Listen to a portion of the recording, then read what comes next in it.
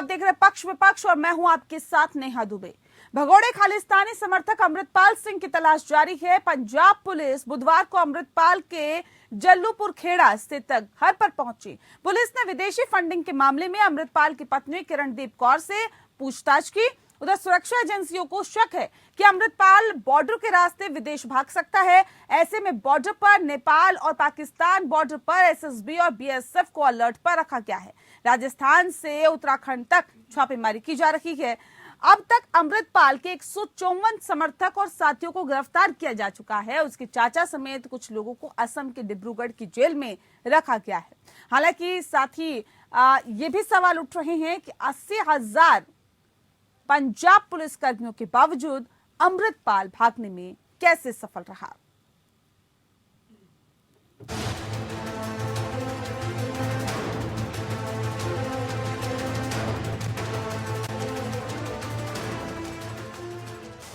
Punjab police की गिरफ्त से बाहर अमृतपाल को पकड़ने के लिए अभियान जारी है। पुलिस एड़ी चोटी का दम लगा रही है, लेकिन उसे कामयाबी नहीं मिल पा रही। इसी कड़ी में पंजाब पुलिस ने बुधवार को अमृतपाल के जल्लूपुर खेड़ा स्थित घर पर पहुंची, जहां पुलिस के 2 डीएसपी स्तर के अधिकारी अमृतपाल की पत्नी किरणदीप कौर से पूछताछ करने पहुंचे। अमृतपाल की मां और परिवार के अन्य सदस्यों से भी पूछताछ की गई। उधर राजस्थान के श्रीगंगानगर में भी पुलिस ने 7 लोगों से पूछताछ की। पुलिस टीम श्रीगंगानगर में बॉर्डर से लगे अलग अलग इलाकों में छापेमारी कर रही है। पंजाब पुलिस ने अमृतपाल के खिलाफ लुकआउट सर्कुलर भी जारी किया है। राज्य की सभी एयरपोर्ट को अलर्ट भेज दिया गया है, उस पर एनएसए लगाया गया है।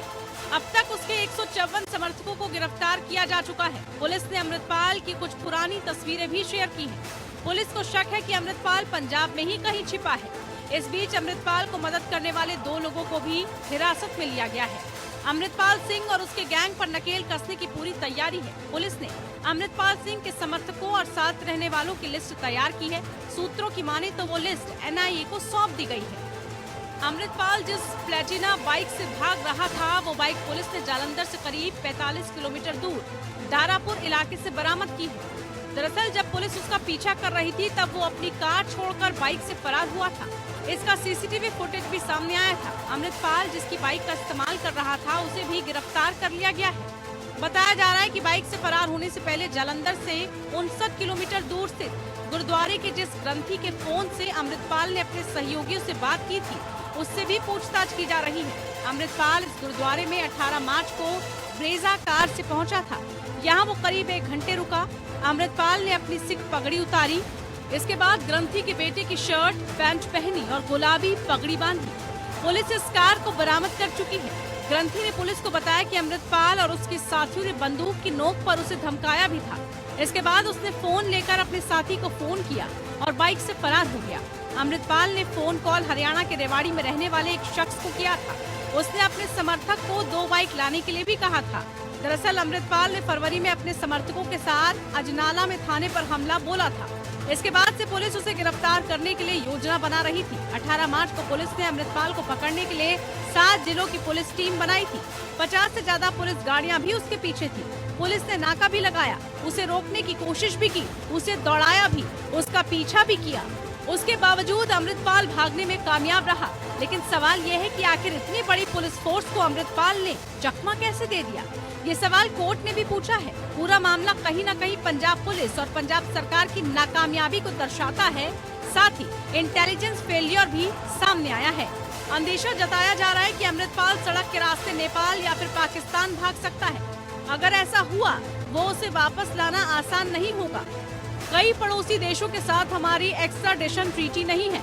इसमें पाकिस्तान, अफगानिस्तान, बांग्लादेश, चीन, मालदीव और म्यांमार शामिल है। Bureau report, APN news.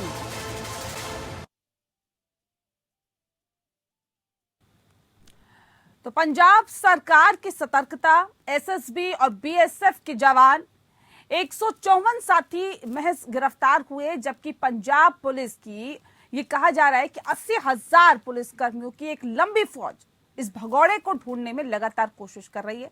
लेकिन ये भगोड़ा ठेंगा दिखाकर वहां से भाग गया।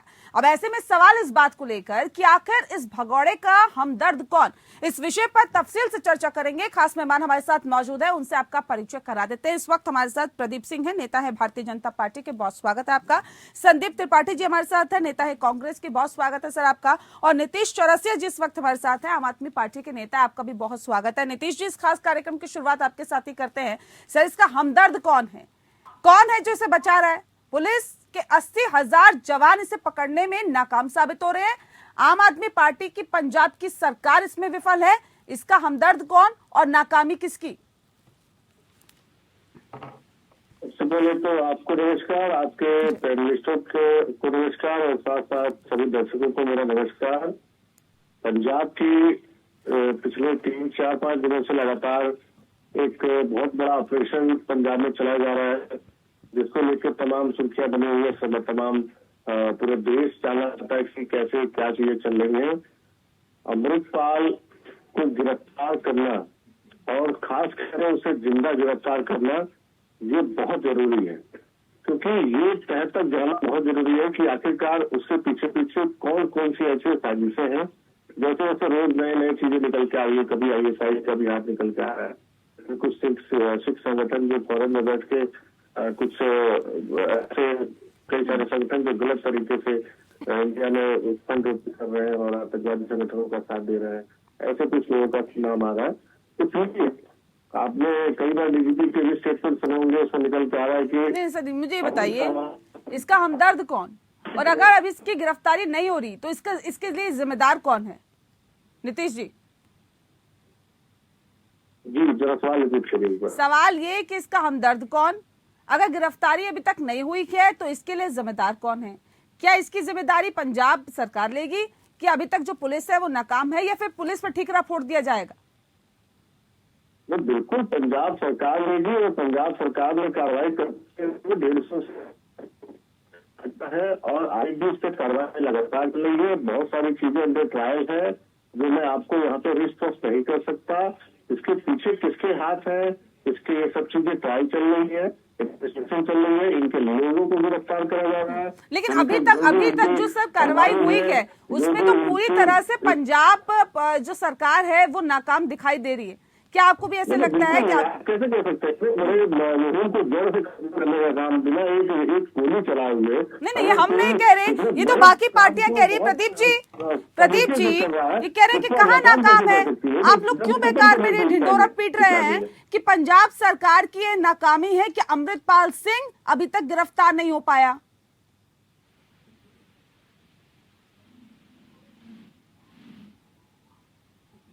कुछ बचाएं। अभी देखिए, जब से पंजाब में आम आदमी पार्टी सरकार आई है, देखिए इनको चुनाव के पूर्व का क्या माहौल था, किस प्रकार के जश्न मनाए जाते थे। प्रचार हिंदुस्तान में चुनाव होता है, उसका प्रचार इंग्लैंड तक होता था। तो कौन लोग हैं, आपका सवाल बड़ा जायज है। और आपके मित्र मतलब आम आदमी पार्टी के मित्र नीतीश चौरसिया जी ने ये नहीं बताया कौन उसको कौन समर्थन दे रहा है, क्यों सॉफ्ट कॉर्नर है। इनके पार्टी के आला से लेकर पाला तक, यानी बड़े से लेकर छोटे नेता तक सब के सब सॉफ्ट कॉर्नर रखे हुए हैं, क्योंकि फंडिंग मिलती है, चुनाव में सहयोग मिलता है।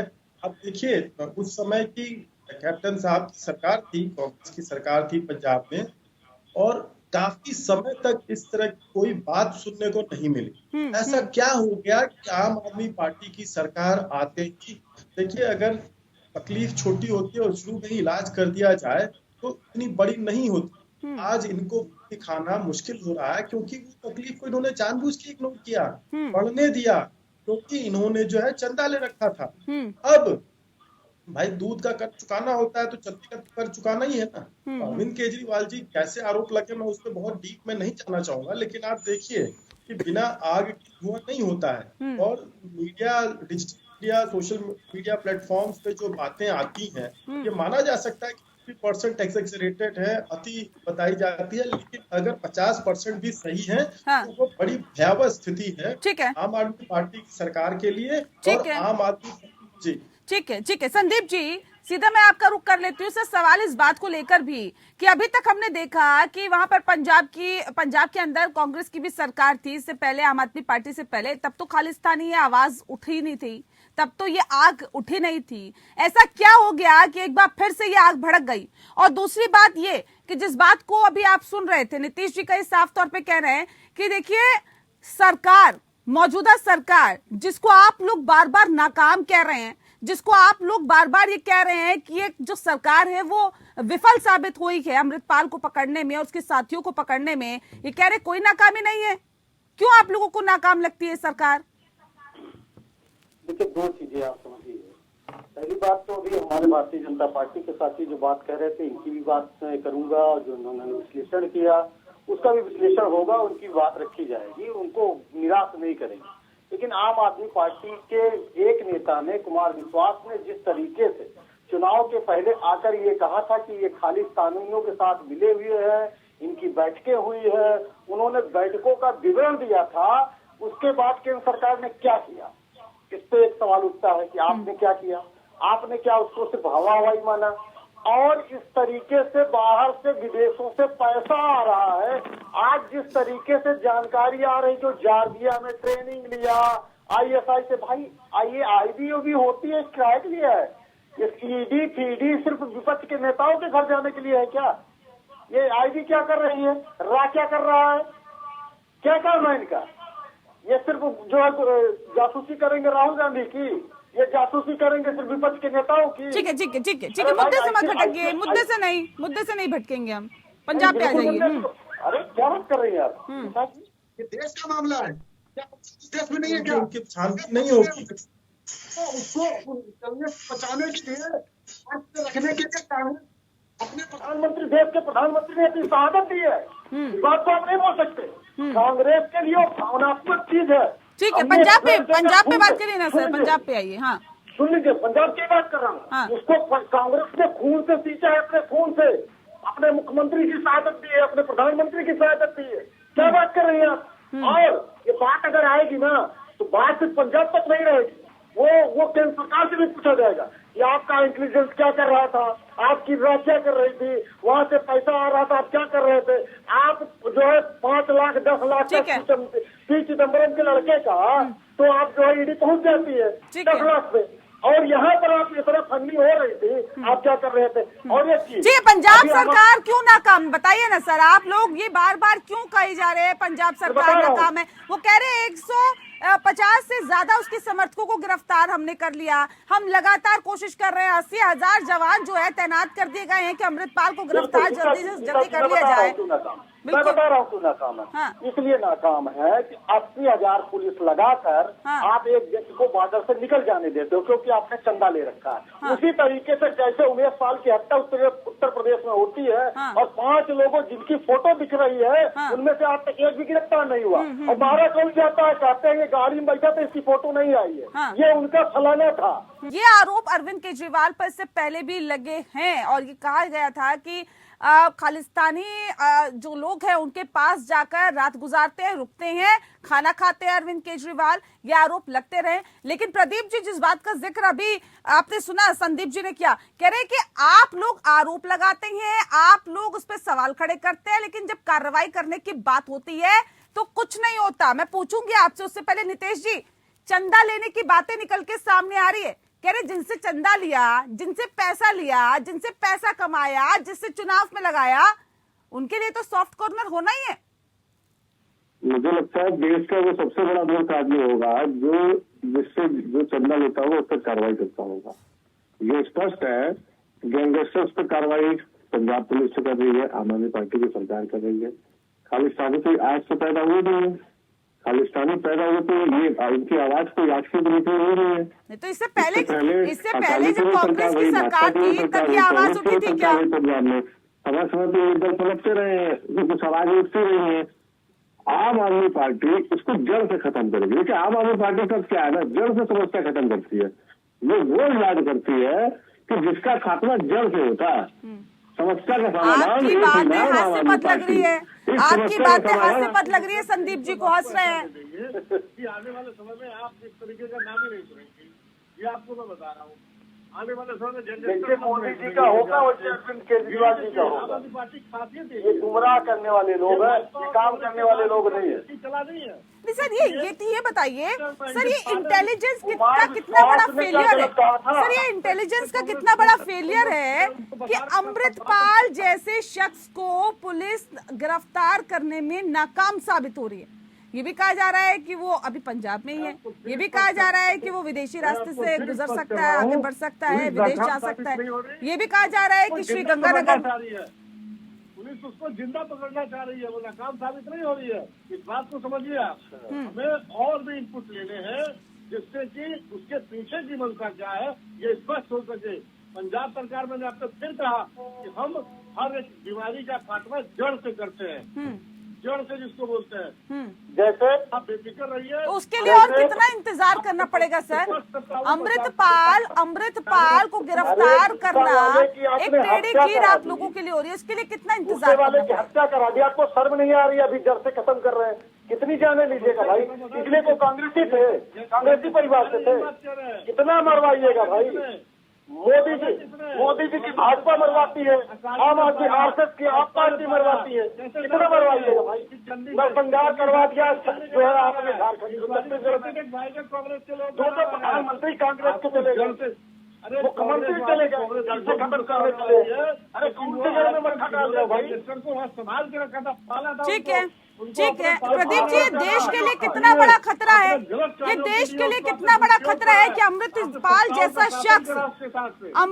जैसा शख्स जिसने अजनाला थाने पर कब्जा तक कर लिया था, समर्थक किस तरह से हुड़दंग मचा रहे थे, पंजाब में किस तरह से आतंक उसने काटा, किस तरह से उसने माहौल पूरी तरह से खराब करने की कोशिश की, उसके बावजूद भी अभी तक पुलिस उसको गिरफ्तार नहीं कर पाई। ये देश के लिए कितना बड़ा खतरा है, न सिर्फ पंजाब के लिए। देखिए देश के लिए बिल्कुल। देखिए प्रश्न मेरे से पूछा आपने। प्रदीप जी मैं आती हूँ। दुबे जी देखिए क्या है कि खतरा चाहे छोटा हो या बड़ा, वो देश के लिए खतरा ही होता है। लेकिन आप देखेंगी कि आदरणीय अमित शाह जी की जब मीटिंग हुई पंजाब के मुख्यमंत्री भगवंत मान जी के साथ, उसके बाद ये कार्रवाइयां त्वरित हुई और प्रारंभ होना शुरू हुई। तो सरकार या सुरक्षा एजेंसियां जो है वो फिल्मी स्टाइल में काम नहीं करती, उनका अपना काम अलग होता है करने का तरीका। और देखिए क्या है कि अभी बहुत जल्दीबाजी होगी ये कहना कि वो भाग गया है, निकल गया है। सुरक्षा एजेंसियां काम कर रही है, जैसा कि न्यायालय ने अपनी टिप्पणी दी थी, जैसा अपना ऑब्जर्वेशन दिया था कि 80,000 की फौज है और उस 80,000 की फौज में पंजाब पुलिस में वो कैसे बच के निकल गया, क्योंकि उससे सहानुभूति रखने वाले भी लोग सरकार में ही हैं। अब आप देखिए इस बात से झुटलाया नहीं जा सकता है, लेकिन एक भी कुछ ऐसा असामाजिक कार्य नहीं हुआ जिससे कि जनता को कोई परेशानी हो। सुरक्षा एजेंसियों के लिए समाज की सुरक्षा सबसे पहली बात होती है। और त्वरित के चक्कर में कुछ ऐसा ना हो जाए कि कानून व्यवस्था में कोई बात आ जाए, तो वो सारी भी बातें देखनी होती है, वो सारी भी बातें समझनी होती है, उनके लिए भी प्रिकॉशंस लिया जाता है और उसी अनुरूप कार्य होता है। देखिए मोदी जी के नेतृत्व में इस समय जो केंद्र में सरकार है वो प्रति व्यक्ति के सुरक्षा के लिए कटिबद्ध है, आखिरी अंत्योदय तक, आखिरी व्यक्ति तक। अब ये जब राज्य सरकारें हैं, अभी देखिए कांग्रेस उस समय देखिए कैप्टन साहब एक कुशल नेतृत्व रहा उनका, वो कांग्रेस की सरकार उन्होंने काफी समय तक चलाई वहां पे, लेकिन इस तरह की कोई बात, एक लॉ जिसको कहते हैं, वो भी उभर नहीं पाई। कांग्रेस वाले लोग किसी प्रकार का भी देखिए इनको कुछ सकारात्मक तो दिखना ही है, इनको केवल विलाप करना है तो उनको करने दीजिए विलाप। लेकिन आपको याद होगा कि बॉर्डर स्टेट होने के नाते कुछ ऐसी बातें रिसेंटली हुई हैं जो कि पहले 5 किलोमीटर या 10 किलोमीटर, फिर उसको 50 किलोमीटर तक कहा कि बीएसएफ या जो सुरक्षा एजेंसियां जो सीमा पे पहरा दे रही हैं उनका अधिकार होना चाहिए। उस समय भी ये इन लोगों ने, कांग्रेस और आम आदमी पार्टी ने विरोध किया था जब केंद्र इस प्रस्ताव को लाई थी। तो सुरक्षा को ध्यान में रखते हुए जो भी कार्य किए जाते हैं इनका केवल विरोध करने के लिए विरोध किया जाता है। संदीप जी देखिए ये कह रहे हैं, देखिए आप सिर्फ विरोध करने के लिए विरोध कर रहे हैं, विपक्षी पार्टी है, विरोध करना काम है, इसलिए विरोध करेंगे, हर काम पे विरोध करेंगे, हर बात पे विरोध करेंगे। लेकिन अब सवाल इस बात को लेकर भी है, अभी नीतीश जी भी कह रहे थे देखिए कोई इंटेलिजेंस फेलियर नहीं है, कुछ नहीं है, सरकार की कोई नाकामी नहीं है। इसे इंटेलिजेंस फेलियर नहीं कहेंगे, इसे सरकार की नाकामी नहीं कहेंगे, तो इसे और क्या कहे? देखिए एक बात, पहली बात तो हमें समझ लेनी चाहिए नीता जी, जिस तरीके से आप ये कह रहे हैं कि राज्य सरकार के इंटेलिजेंस का फेलियर, राज्य सरकार के पास कोई इंटेलिजेंस नहीं होता है, इस बात को हमें समझना होगा। कोई भी राज्य हो, चाहे वह उत्तर प्रदेश का हो चाहे पंजाब का हो, इस बात को हमें समझना चाहिए। इंटेलिजेंस होता है सेंट्रल गवर्नमेंट का, वो रा, आईबी और बहुत सारे जिस तरीके से उनके पास खुफिया विभाग होते हैं। राज्य सरकार के पास सिर्फ और सिर्फ एलआईयू होता है, जिसका काम राजनीतिक और कार्यक्रमों का देख रेख, कोई प्रोग्राम हुआ, त्योहार हुआ, इस तरीके के वो काम करती है। लेकिन जिस तरीके से मैं जो सवाल उठा रहा हूँ, बहुत ये राज्य सरकार के पास भी कई ऐसी शक्तियां होती है सर, जिससे ये पता लगाया जा सकता है कि राज्य में क्या चल रहा है, क्या नहीं चल रहा। अगर इस तरह की चीजें हो रही है तो ये राज्य सरकार की नाकामी नहीं तो इसे और क्या कहेंगे? ठीक है, अगर आप मैं आम आदमी पार्टी को बचाने के लिए यहाँ नहीं बैठा हूँ, लेकिन मुझे मेरी बात तो आ जाने दीजिए।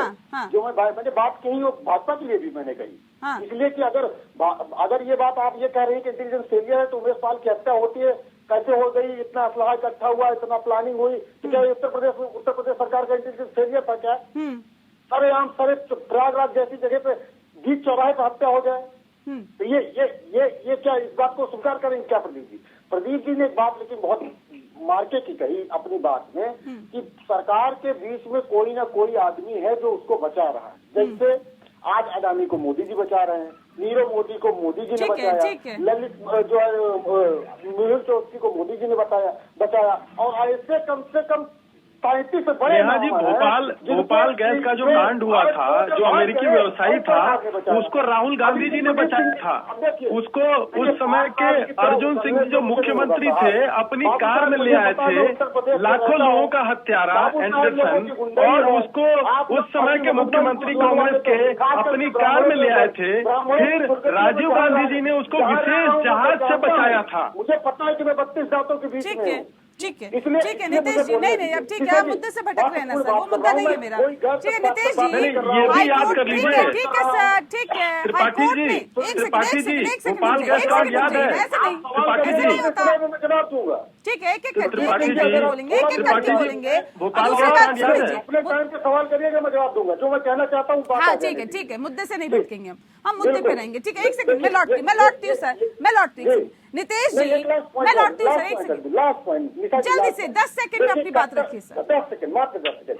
कट्टरपंथी कोई भी किसी भी धर्म का व्यक्ति हो देश के लिए खतरनाक होता है, चाहे वह आरएसएस का व्यक्ति हो, चाहे इस तरीके के संगठन खालसा संगठन के लोग हो, वो कहीं देश के लिए खतरनाक होते हैं, चाहे वो किसी भी धर्म के कट्टरपंथी हो। ठीक है नितेश जी, ठीक है सर, ठीक है। मैं कार्यक्रम के आखिरी पड़ाव में हूँ नितेश जी। अब सवाल इस बात को लेकर भी है कि जब हाईकोर्ट ही कहता है कि साथी तो पकड़े गए, फिर कैसे फरार हो गया अमृतपाल सिंह? 4 दिनों में रिपोर्ट पेश करे राज्य सरकार, लेकिन अब सवाल ये कि क्या साथियों को पकड़ के ही संतुष्ट है क्या सरकार या पुलिस? आपको आवाज आ रही है? जी आवाज आ रही है। हाँ, मैं आपको कोशिश कर रहा हूँ कि ये फरार नहीं है, इसको जिंदा पकड़ना है।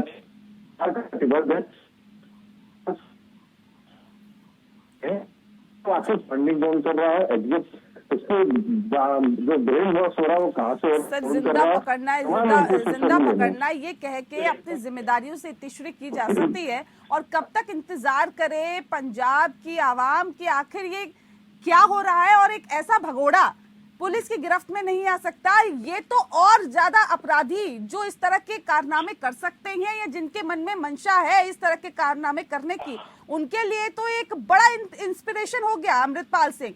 और पुलिस उसे पकड़ने में नाकाम है, पंजाब सरकार नाकाम है। ये साफ तौर पर जाहिर करता है कि आखिर जो फोर्स है वो क्या कर रही है, सरकार क्या कर रही है, ये सोचने और ये समझने की बात है। बहुत शुक्रिया आप सभी मेहमानों का हमारे साथ इस खास चर्चा में शामिल होने के लिए। पक्ष विपक्ष में फिलहाल के लिए इतना ही। नमस्कार।